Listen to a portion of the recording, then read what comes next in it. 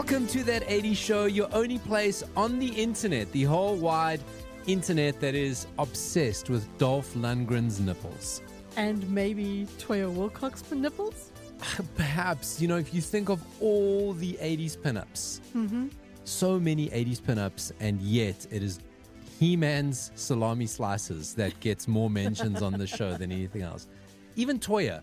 Even you could say to me, because Toya, she pops up in the news. What's she going to be on? Dancing with the Stars? Something like that. And all I could think was, oh my God, her nipples are going to be on TV. That's all I could think. Not because they got watershed hours on the BBC. If her nipples, Ofcom complaints. You think she doesn't care? She doesn't care. Yo, remember during lockdown, her and her videos. Her and her nipples on the videos.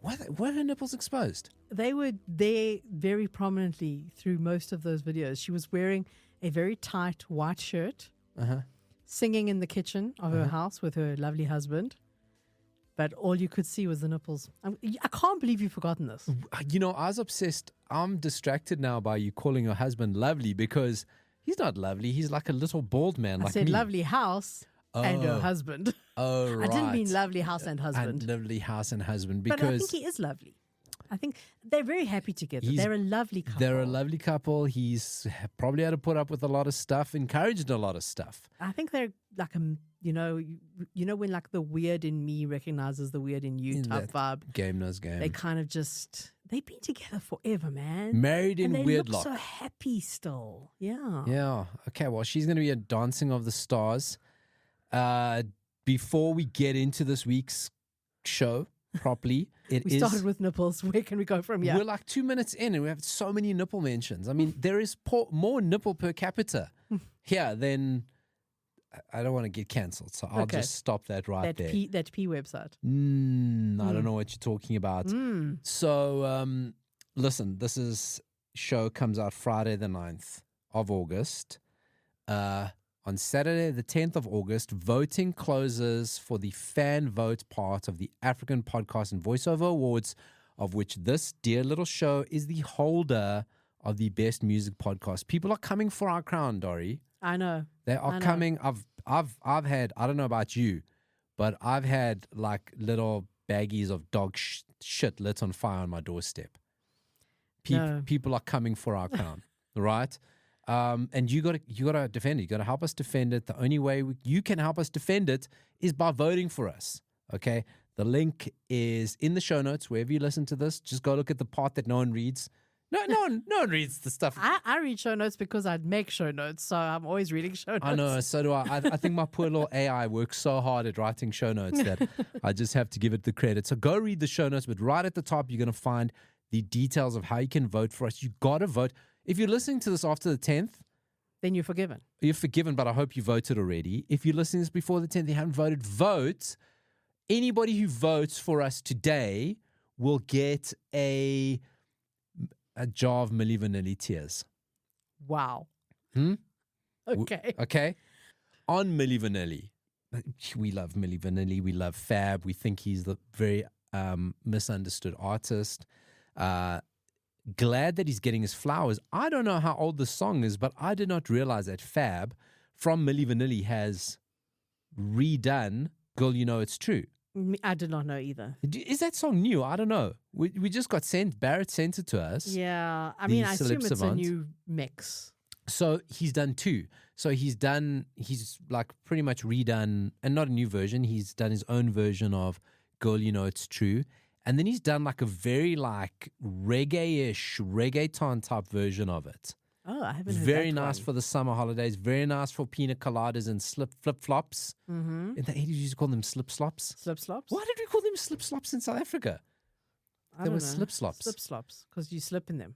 You see, you got to know this. You got to know this if you're listening to us from another country. Flip-flops, as you know them, thongs, if you're in Australia, are either called pluckies or we called them in the 80s slip-slops. And it wasn't like, if you think of Havaianas now, they got the little bit of a thin thong. No, these were the thin thong. That's what Mike Tyson does in a night out at karaoke. Oh my God. There's a bit of a thing thong. And but slip-slops, they had the thick thongs. It's like you're wearing shoes, basically. I don't like shoes with a thing through the toe.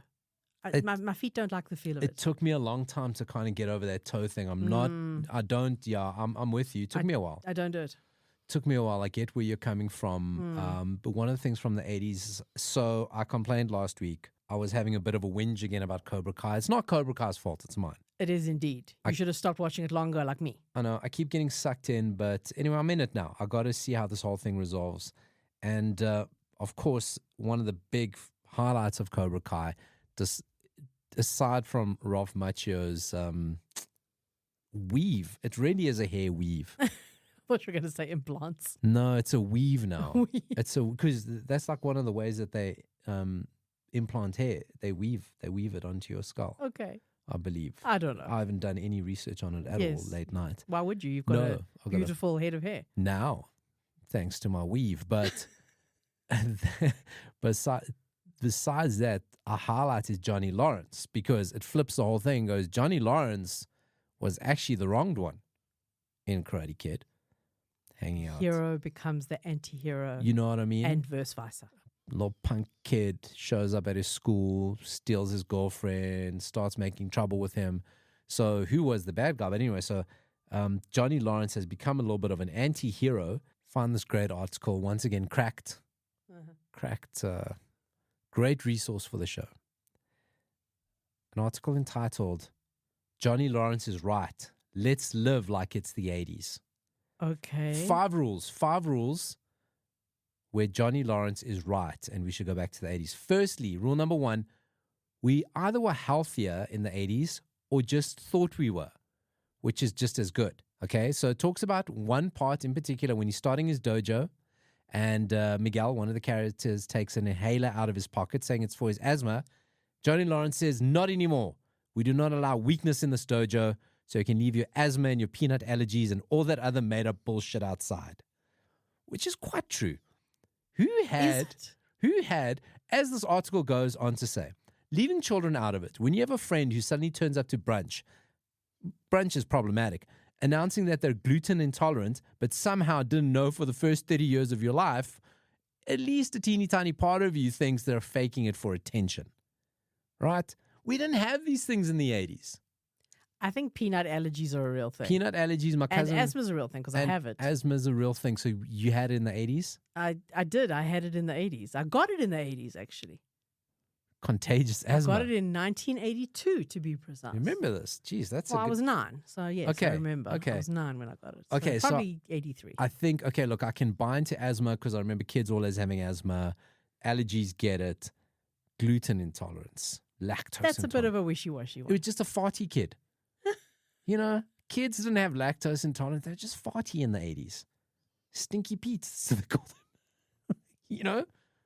Okay. Is that a garbage pail kid? That one's up for debate. Okay. That one's up for debate. Another thing he said, Miguel's generation, a.k.a. Gen Alpha.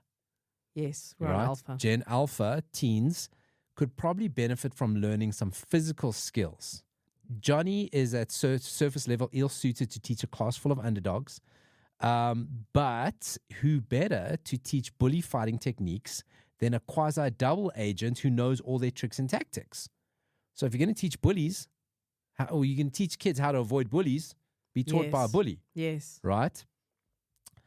Johnny is especially disgusted that most of the psychological abuse his new students are experiencing isn't even taking place in person.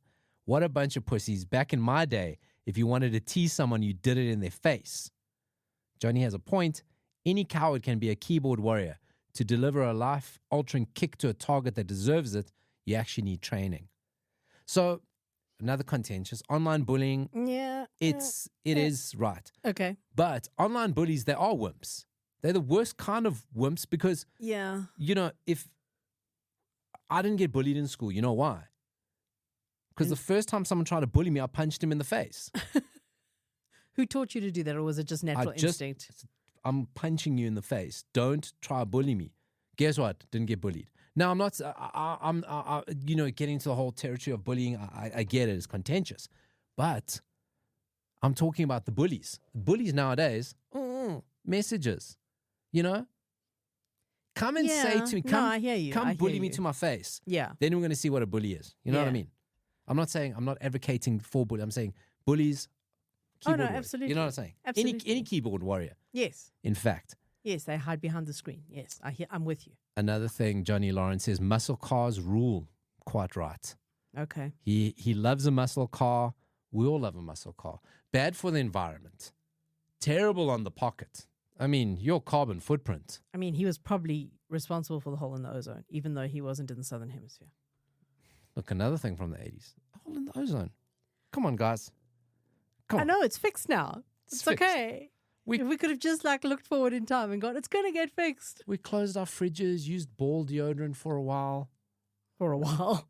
Closed. We're back on aerosols. Fridge is open. Science. You're getting science here on that 80s show. See some ball deodorant, you know? Mm-hmm. Ball or aerosol. So I don't know what that's neither here nor there. Johnny Lawrence loves muscle cars. Has a very beautifully branded Cobra Kai muscle car at one point. Another thing where we've got to live like Johnny Lawrence. No cell phone, no technology. That's the number one point. I remember that, yeah. Point number two. One? Okay. Kick-ass rock music does kick ass. Hey? Okay. Johnny's point of view. Accept. His character isn't someone who strikes you as a deep cut album guy. He likes the singles. Okay? The singles that play on top 40 radio. I'm surprised he didn't have longer hair to headbang with.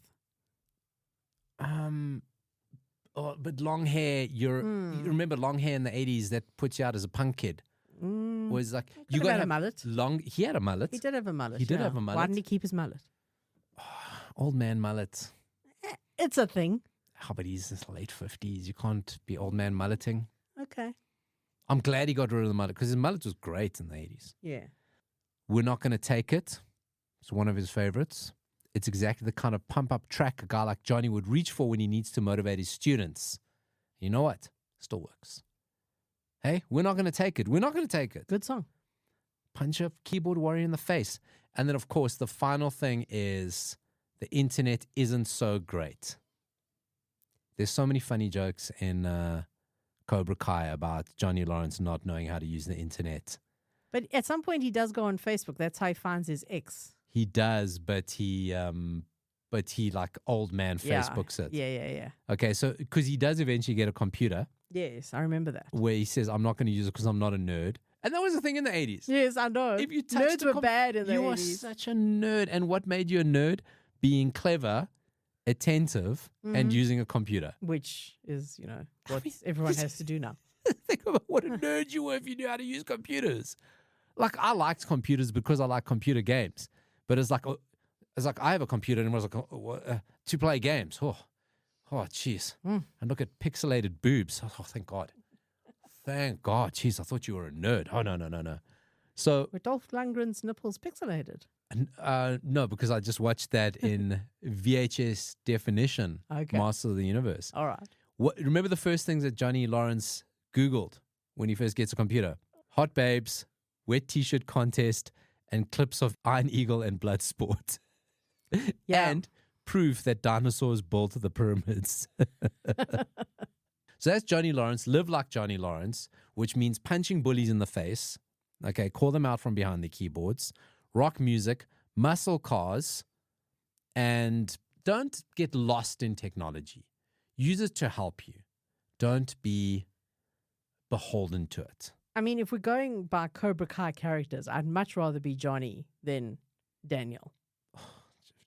Daniel's just such a pain in the ass on that show. He's awful. He's such a drip. You know what I mean? How was he the hero in the 80s? How did we see it? How did we go, I'm rooting for that guy? You know what I mean? It's unbelievable what they've done, actually. I think it's actually quite interesting what they've done. You know what? I think we were so enamored with Mr. Miyagi. It was definitely him. I think it was Mr. Miyagi backed him. And we're like, okay, Mr. Miyagi can't do anything wrong. He's so wise. Yes. Paint the fence. Yeah. Watch the paint dry because that's pretty much you. Watch it. I have to look at you and you're like watching paint dry. So now you watch paint dry and know what it's like to be Miyagi.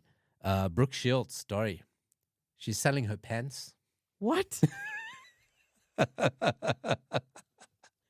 There's an auction from Studio Auctions called From Bombshells to Blasters, an auction you can't refuse.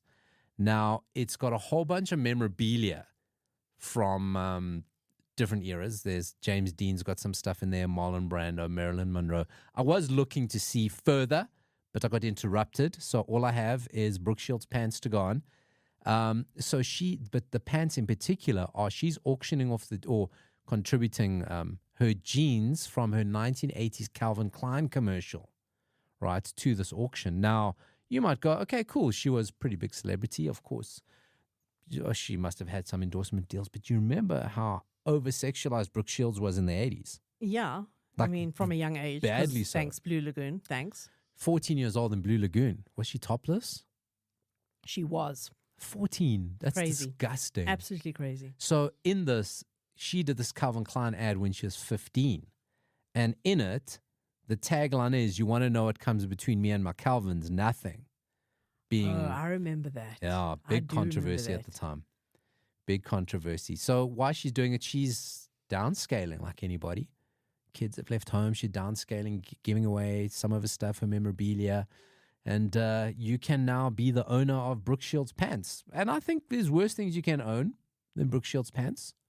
Yeah. She's tall, very tall, long leg. Yeah. Okay. I mean, it's a bit of an odd one, I'll be honest. I'd still rather have that David Hasselhoff thing. The David from SpongeBob. From SpongeBob. If I'm going to win something if I'm going to buy at auction. memorabilia. Yeah. That's what I want. What drew my mind to the story, I think, was just that total exploitation of Brooke Shields in the 80s. No, absolutely. And I think sometimes, there's a risk we run on the show of having this like nostalgia. Rose-tinted glasses. Exactly, right? And it can, in the wrong hands, it can be very dangerous. We acknowledge that they weren't perfect. We acknowledge that. They call it toxic nostalgia. Where you romanticize. The dark side of nostalgia, in psychology today, there's even an article about it. It's the fine line between constructive reminiscing and idealizing the past, where we only remember the good stuff, where we go, well, there's a reason we moved on from a lot of stuff. Even some of my comments about bullying, that's kind of like, you know what I mean? Yeah. So you got to be very careful about it. But there is no era where I think it was okay to hypersexualize a 14-year-old girl in Blue Lagoon. No. The fact that she came out of that as a relatively normal adult actress, I think is quite phenomenal. Yeah, she didn't become like a messed up drug addict or anything. No. So very interesting, actually. Well done to Brooke Shields. And she looks great still. Fantastic. No, I want her jeans now, actually, now that I think about it. I want her jeans, but not the kind you wear. Well played, Dori. Hey, that's called puns. Children, now listen here. You maybe listen to the show and you're going to go, I don't know if I should vote for you guys yet. I'm going to listen to the end of the show, okay? Because I don't know if you guys are deserving of the best music podcast, because you're 20 minutes in, you haven't spoken about music yet. So I don't know what music podcast.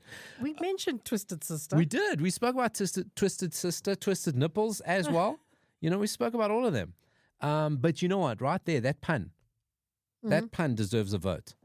If you're on the fence, maybe it's wet one side because Danielson's been painting it. Get off it. Go vote. Okay. Still not onto music. We're not making a great case for ourselves this week about a music podcast, hey? We'll get there. I don't know. I'm looking at the running order. There's no music in the show today. I'll mention some songs from my movie, maybe. Name some songs. I've got. I'm talking about hip hop later. I heard One Night in Bangkok on the radio the other day. Oh, music. There we go. I mean, what a great one-hit wonder that you might have forgotten about. Yeah, that's. Oh, also today on or as we record this, I posted the story or the version of Like a Prayer that they used in Wolverine. We Deadpool spoke about and Wolverine. MILLI Vanilli earlier. We did. We did. Shame, we forgot that so quickly. Yeah. Okay, so music. Okay, music. We'll have more music just now. Probably, I think so. What we're saying here is vote for us. Still not a music story is I watched this over the weekend. I wasn't going to recommend it because it's not 80s enough, but the remake of Roadhouse. So I have it, but have not watched it. Yeah, I watched it. Should I? You know what? Again, we romanticize Roadhouse, right? But back in the 80s, Roadhouse was just something you went to go watch. Yeah, I was literally just obsessed with Patrick Swayze. I didn't care about anything else. I didn't care about plot. No. Nothing. So this is not dissimilar, the new Roadhouse. The new Roadhouse on Amazon, starring Jake Gyllenhaal and a very menacing, super coked up Conor McGregor. Wow. Really? I mean, they were like, okay, Conor McGregor, firstly, his lines were all retaken because he's got a super heavy accent and he's also got quite a weird way of talking. Yeah, he mumbles, doesn't he? Yeah. Like a real mumbler. So it's so obvious that they had to retake all his lines and cut them back in. What do they call it? ADR? Whatever. Something like that. They put his, because it's so disjointed. And they must have said to him, okay, Conor McGregor, we got two things, right? We want you to be a fighter in this movie. Go, cool, I'm a fighter, I get it. Also, this is a movie from the 80s. So he goes, oh, method. Our method act. What did they have in the 80s? Cocaine was big. Method acting. He is on so much cocaine. Like, he's on cocaine all the time. Is that not his character?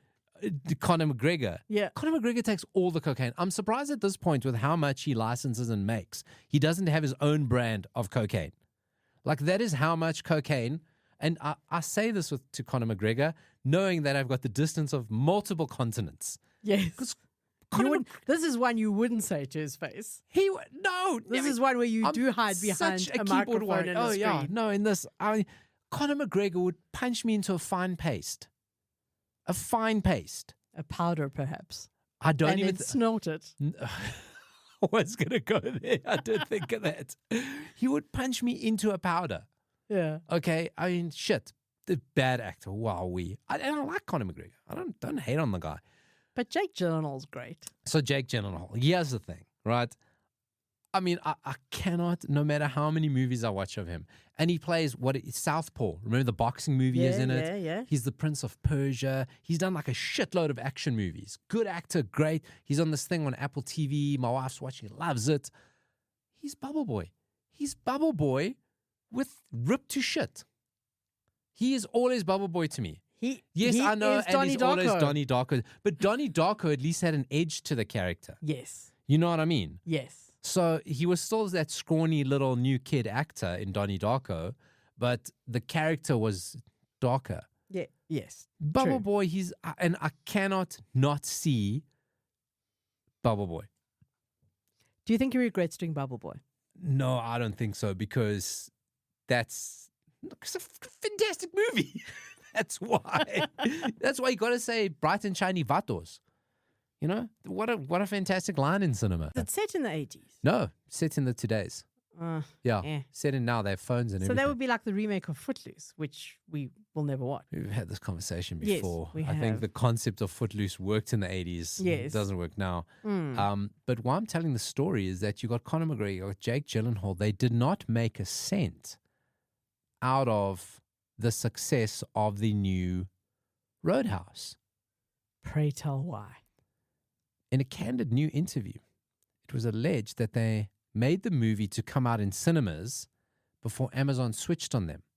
Because Amazon will sometimes do a movie and Netflix do it as well, that they're going to put on Netflix, but they will have like a 2 or 3 week run in cinemas first, and then they move it to streaming. And this was the plot. This was supposed to happen on Roadhouse. Right. So they said, no, the movie was meant to go out on cinema.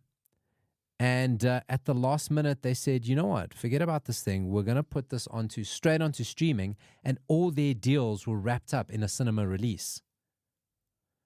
That seems stupid. Like no fine print, no getting out of it, no lawyer to come in and go, this isn't right. You know what you do? Amazon HQ, Conor McGregor, drive him up and say, on the other side of this building is a mountain of cocaine.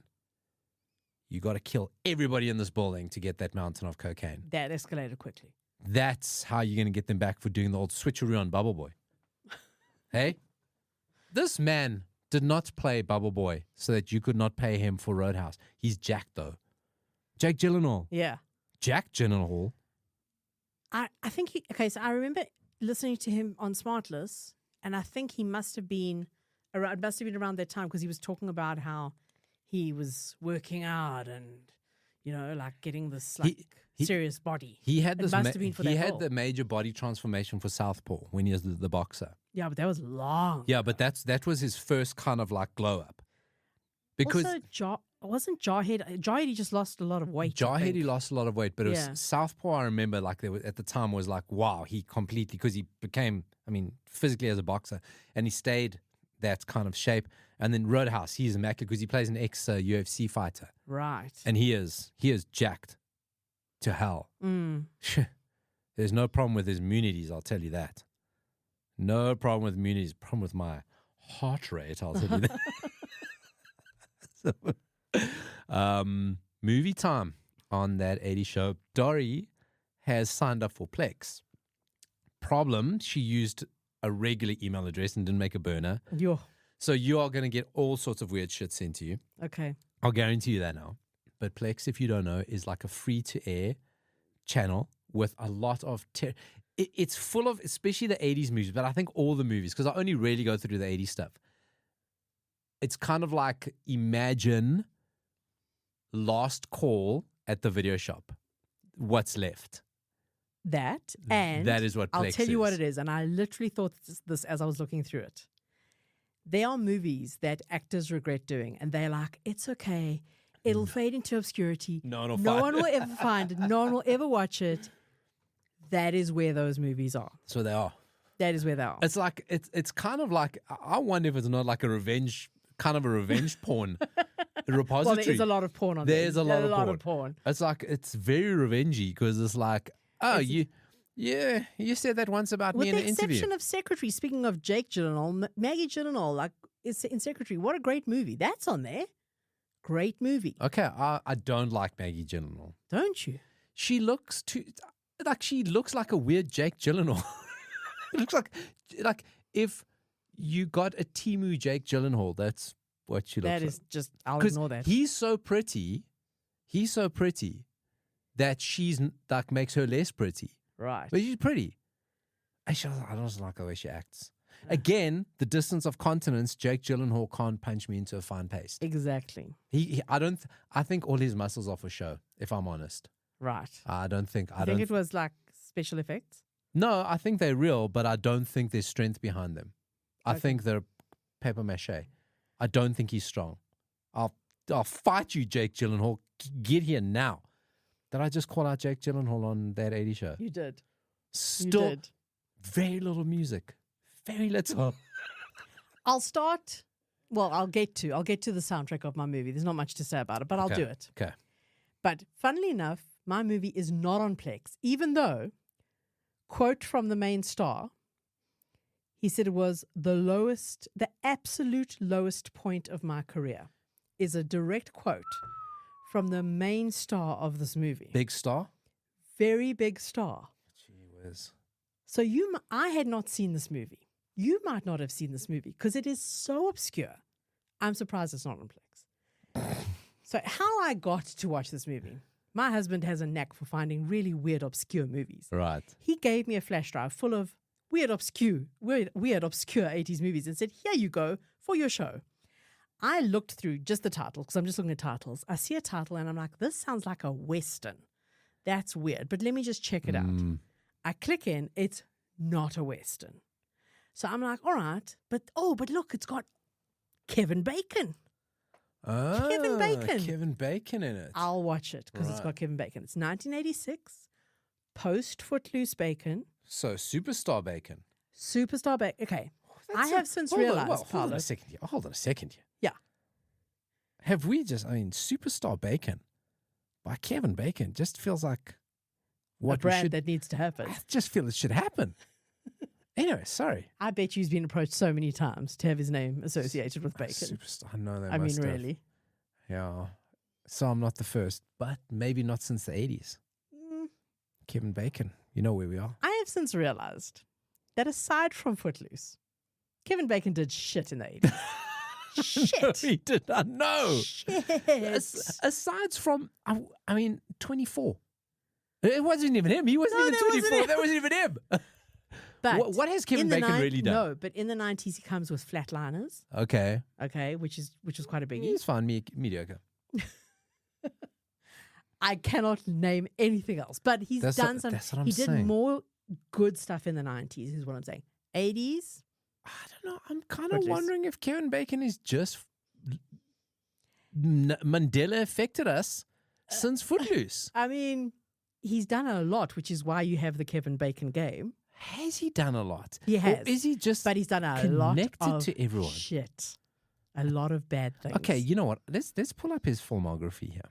Okay, then you're going to get to the movie I'm going to talk about if you go through it. Okay, so the one that sounds like a Western, that's the one I'm talking about. So we can't, I feel like we kind of need a bell that goes ding when I hit the movie. But anyway, I'll ding for you. Let's go through this. I'm on IMDb. Oh goddamn, this thing goes backwards. Yeah. Okay, so let's go to so we got Footloose. So I've just seen your movie. Okay, by the way. Are you sure? Yeah.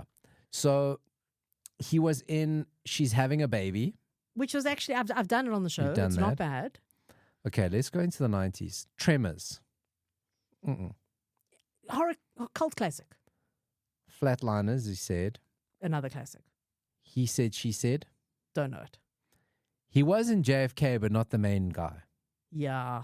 He was in A Few Good Men, not the main guy. Sleepers. He was in Sleepers, which is brilliant. He was in Sleepers. Hectic movie. But he was in something called Digging to China. Yeah, I think that was a flop. He was in Wild Things, again, not the main guy. No, that was Matt Dillon? Matt Dillon. Yeah. And now we're in the 2000s. Oh, God. So I'm thinking, What did he really do? has he shimmied us? Because in the 90s he's in Hollow Man, Mystic River. Oh, that was a good movie. But he wasn't the main guy. He wasn't the main guy. Have we just... I mean, are we talking 7 degrees of disappointment? 6. I think it's 6 degrees. You can make it 7. Can't even make You it can make to it 7. 7. Can't even make it to 7. Huh? And with all that, he said, This was this his movie was the absolute lowest point of my career. He wasn't Tremors. Okay, so I think I saw your movie. Which one do you think it is? One that sounds like a Western. Yeah, it does. It does sound like a Western. It's called Quicksilver. There we go. Yeah. That's the one, yeah. right? Yeah, that was it. Have you seen it? Tell me and let me think about my brain if I've seen This it. is the kind of movie that cousin Louie might appreciate Right. because it's about bicycle riding. Yes. It's also a story of redemption and revenge. Ooh. And it is so shit. I can't even tell you. It is like an unbelievably shit movie that I struggled to get through. I started it. I thought, I can't do it. And I thought, maybe I'll just give it up and mention it and say I couldn't finish it.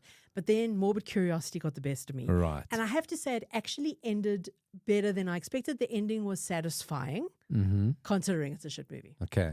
Jamie Gertz is in it. Mm-hmm. You know I love Jamie Gertz. Yeah. Less Than Zero. Before that, of course, The Lost Boys. Other than that, you might know Paul Rodriguez. You'll know him if you see him. Yeah. Lawrence Fishburne, credited as Larry Fishburne in this movie. Very small role, not a big one, but he's in it. Basic story. Kevin Bacon is this high-powered, very arrogant stockbroker on Wall Street, making money. He was like really, really good at his job.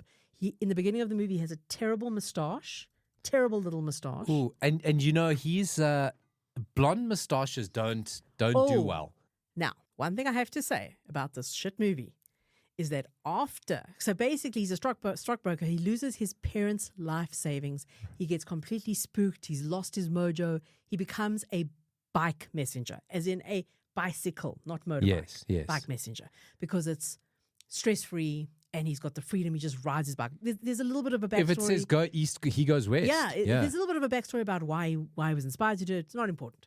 Point is, pre-bike messenger Kevin Bacon with the little moustache, post stockbroker Kevin Bacon, Right. where his hair's grown out, he's shaved his moustache. He looks so hot.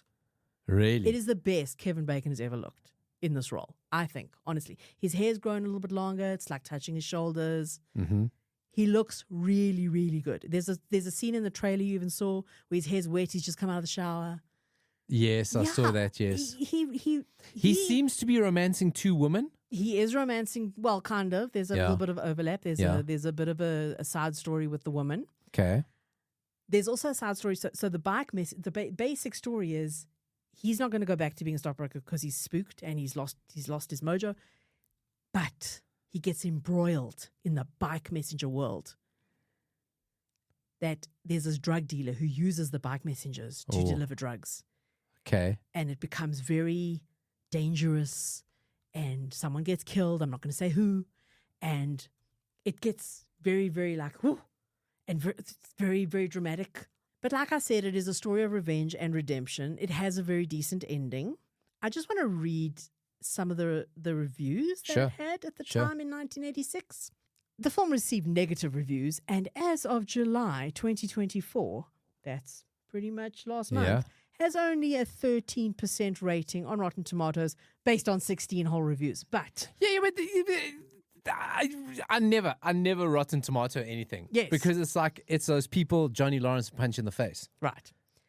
In the New York Times, Walter Goodman wrote... You got to be a gutsy guy and call out bad actors on your podcast like I do to Conor McGregor, Anyway, 13% sounds about right to me. In the New York Times, Walter Goodman wrote, as long as the characters are doing stunts or whizzing impossibly through city traffic to a strong rock beat, there's something to watch. For the rest of the time, Quicksilver is as much fun as a slow leak.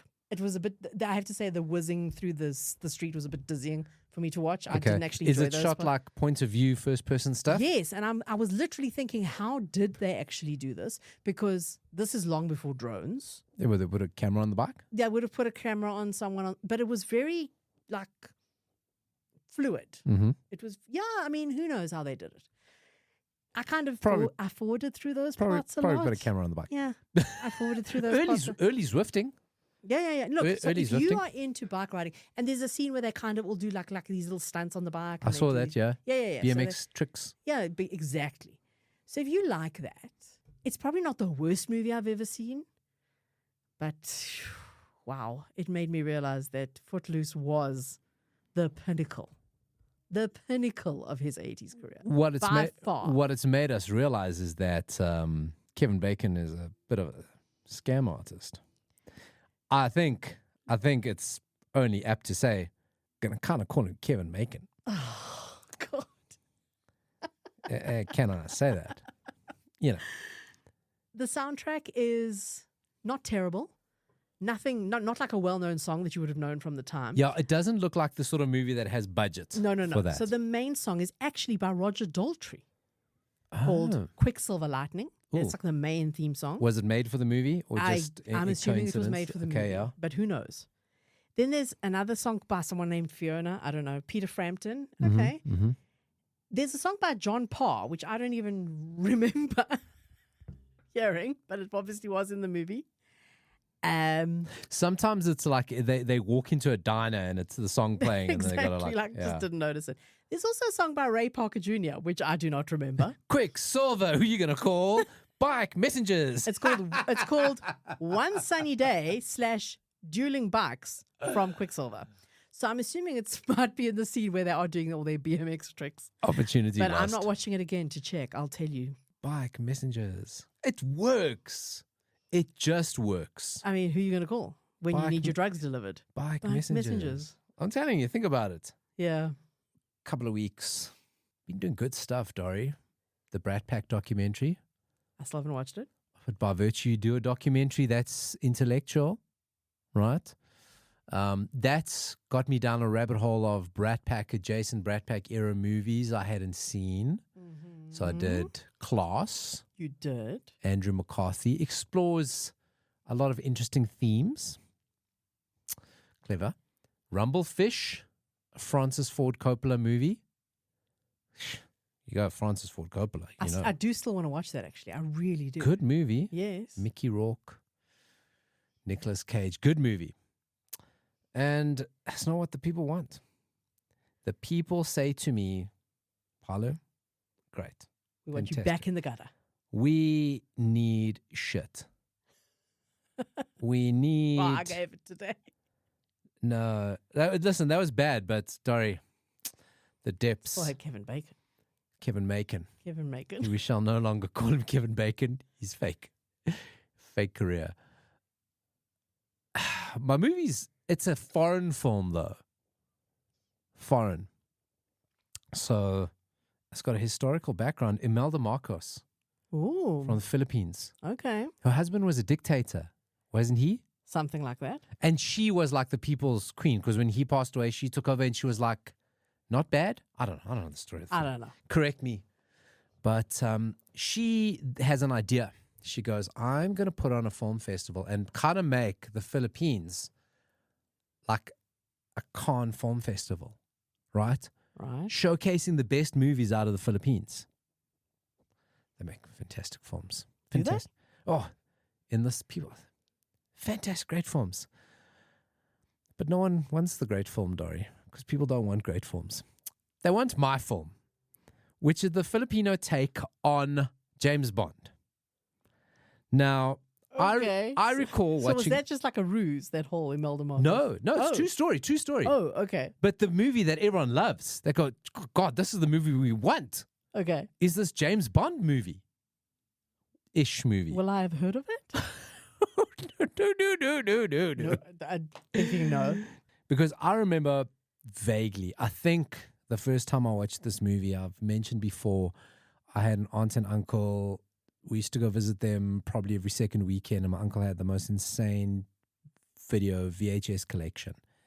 And cousin Louie and I and the cousins would just go and like pick movies. And I remember this movie being one of them because I do remember watching this movie when I was younger before I watched it now, because you do not forget about a movie like this. So it's a Filipino take on James Bond, right? Okay. And this James Bond is Agent 00. All right? Okay. Okay. The story goes that there is a scientist arrives in Manila and he gets kidnapped by a bad guy called Mr. Giant, right? Because he wants this scientist to make him an N-bomb. Why an N-bomb? I don't know. Maybe H-bomb's too close because of the region. I would have liked it to be an F-bomb just for lols, but it's called an N-bomb. Is that a nitrogen bomb? It's not explained. It's just called an N-bomb. You're trying to find logic. You see, I'm trying to get back to my chemistry roots. You're trying to find logic in this movie, and you'll see why. You'll see why. So it's very much in James Bond territory. So this Agent 00, he's lazing at the pool with some babes, Filipino babes, and he gets a message on his watch. So the only person that can stop this terrorist plot is you. Is this movie in English? Okay, hold on. Oh, my hands just went up to Dori. Yes. In my signal to say, either hold your horses or stop the horlosi. Yeah. Okay? Okay. That international symbol. So it's dubbed. And that's part of the story, which I'll reveal later. All right. So now he goes to headquarters and there's the equivalent of Q, who now gives him all his gadgets. He's got a gun. He's got a remote controlled hat with a blade in it. He's got X-ray glasses, which is pretty cool. Hilarious scenes later, because every time he tries to look through someone's clothes, a woman especially, they hide behind something. Bit of a lull. Yes, like the Austin Powers gag. However, the main character is played by an actor called Wang Wang. Okay? Okay. And in the movie, he's called Wang. Okay?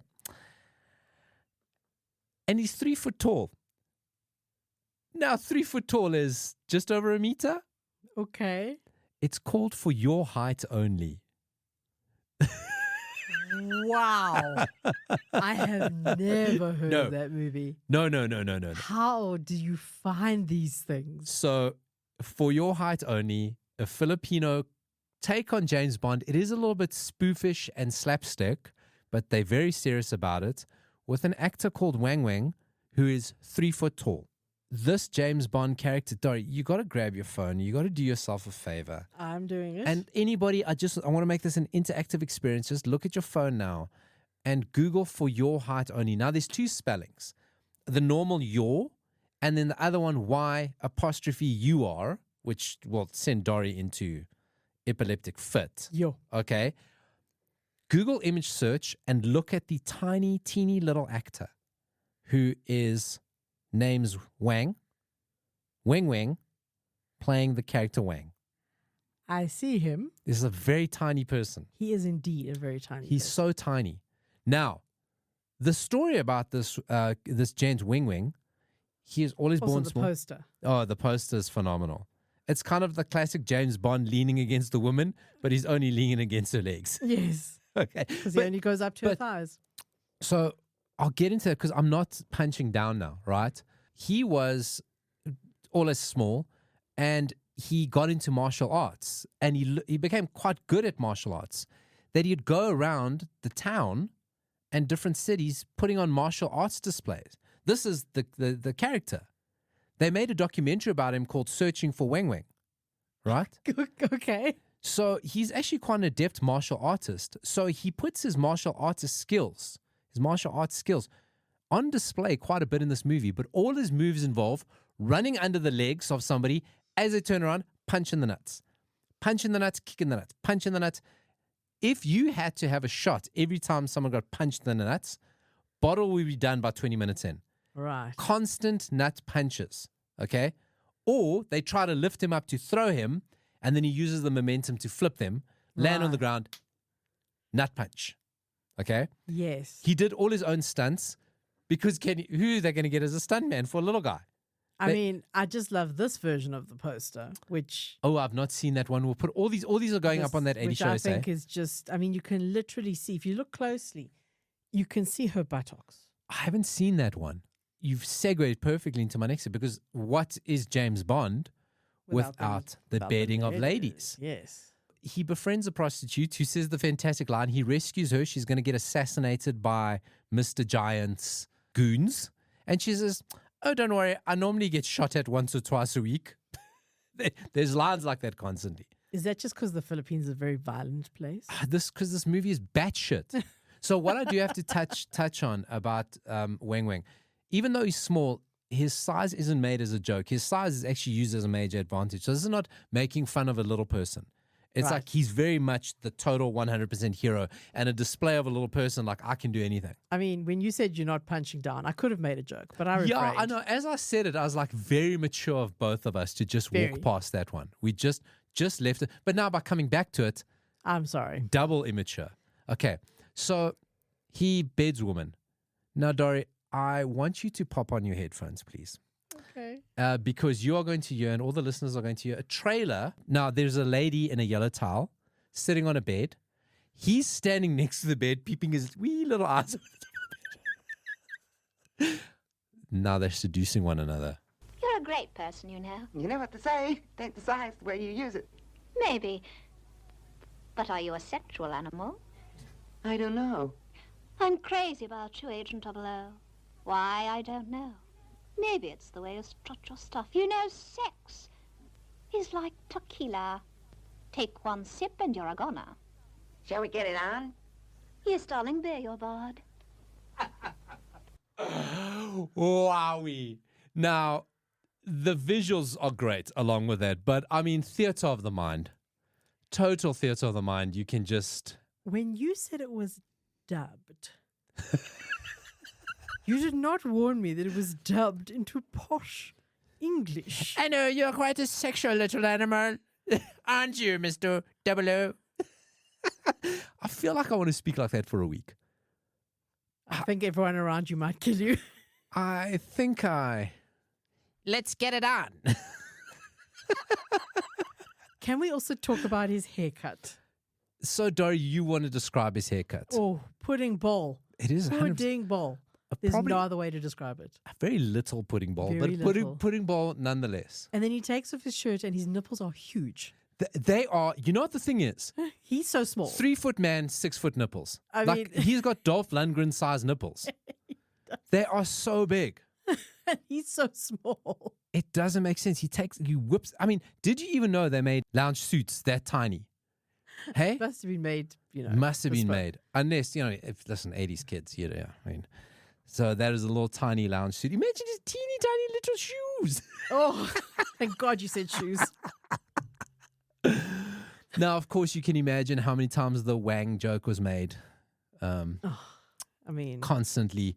Now, we can laugh all we want. There's still a story behind this because what's happening with the N-bomb? and Mr. Giant. So he now gets himself into this secure complex, takes out all the goons. He has a rocket pack at this point. Okay. Yes, he gets. I'm not surprised. He gets into the complex with a rocket pack. Okay. Gets into the complex, beats all the goons, and now he's heading towards the final boss clash with Mr. Giant, who up till this point we haven't seen. Dori, just want to ask you. It's a 50-50 choice. In a movie of such, what do you think is ironic, or what do you think the twist will be about Mr. Giant? He is smaller than Wang. Not smaller. I don't think it's possible, but Okay. he's also a little person. Okay. And now they have a fight to the death. And movie ends. That is for your height only. You'll be delighted to know that there was a sequel. It was called The Impossible Kid.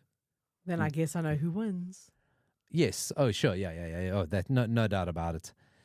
I think this is a new low for you, honestly, in terms of the most weird, obscure, I don't know if I could. nonsense movies. I don't know if I could go lower. If you think about Is it. that a challenge? Am I setting you a challenge to go lower than this? A fun fact about this movie. Fun fact. Do you want to hear a fun fact? This Always. is cultural. This is cultural. Always. This movie is in the list of lost movies because, of course, as you could have seen, it's dubbed into English. It was recorded in an original dialect, original language of the Philippines. I won't dare try to say it. Mm-hmm. They lost the original recording. Only the English dub exists in the history of the world. Wow. That's It a is hey? so terrible. So started, Imelda Marcos wanted to make the Philippines version of Can. Ended up with this because people are like, fuck your art movies. I want to see the little dude do a sex. I mean, if somebody was really, really keen, they could just redub it into its original. No, it's not the same. But they could. You have, but Dori. Is Hey. Wang still alive? No, he died at 36, so he died in the early 90s.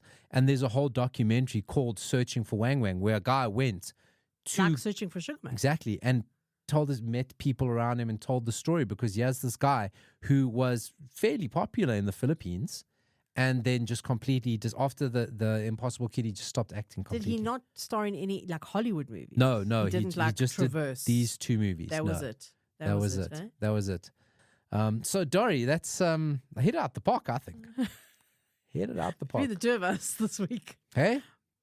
Do not watch our they are not recommendations. No. Yo. No. The full For Your Heart Only is on YouTube. Out of fascination, you have got to watch it because you're going, you know what the beautiful thing about it is fuck all budget on this movie. When they're in offices, other people are literally working in the office. They're just shooting around other people. People are looking at the camera. They're fantastic. The fight scenes are a nightmare. They're so bad. Roll under legs, punch in the ball. Fantastic movie. I will at least scroll through until I can see one of the roll under the legs, punch in the balls. Straight away, you'll see it. Like within the first minute. For Your Height Only, my movie recommendation for the ages. Kind of going to wrap up. Obviously, Olympics on. We've got to talk about the Olympics because it helps with the Google, helps people find us. A couple of things about Olympics. Did you see the US synchronized swimming? They did their routine to... I didn't see anything. They did their routine to Smooth Criminal. They moonwalked. Oh. They had their legs out the air. They moonwalked. You know what's happening today in the Olympics? Breakdancing for the first time. Really? Who would have thought the first time someone put on their 3-stripe tracksuit and shell toe laces that would be an Olympic sport?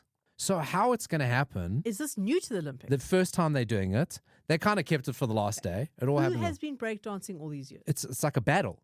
There's a DJ and there's a battle. So you'll do your moves and then you're like, huh, and the next person on, huh, pop your collar, pop and rock, pop your collar, huh, and then they dance. It's a freaking dance off has made it to the Olympics. That is amazing. Who would have thought? Like, what other 80s things could make it to the Olympics? Well, there's skateboarding. Skateboarding, also Yeah. 80s. What else in the 80s? I mean, I think synchronized swimming has always been very 80s. It's without trying. Yeah, without trying, it is Yeah. a very 80s thing. They do walking races. Speed walking? Speed walking. That's very 80s. Flava Flav, he's at the friggin' Olympics. And Snoop. Snoop more 90s. So I want to talk about Flava Flav. Yeah. Okay, You know, let's talk about Yee Flava boy Flav. with his. Who would have thunk it? Okay, so Snoop has started out a bit gangster, but he was always like quite family friendly. Yes. Flava Flav was like fight the power, you know, so anti-establishment. And of all sports, because you're going, okay, because he's a sponsor of a team. So you go, okay, well, I mean, to generalize, great sponsor for the breakdancing team. Great sponsor. You think, okay, great sponsor for, basketball. Like, he likes basketball. You ought to see him at basketball games. That'd be another one. He's a sponsor for the women's water polo team, keeping time on his giant clock. Pretty good. Pretty good. Pretty good. Got to talk about the Olympics. Dori, are you into, just final before we go, are you into zodiac signs? I mean, not seriously, but, you know. They were big in the 80s. Very. And I mean, I'm into it in as much as not in terms of telling. Don't say what your zodiac sign is in this. I won't. Okay. I won't. I'm into it in as much as character traits. Okay. As opposed to like, this is what's going to happen to you. Sure. You know, as in predictions. Yeah. Okay.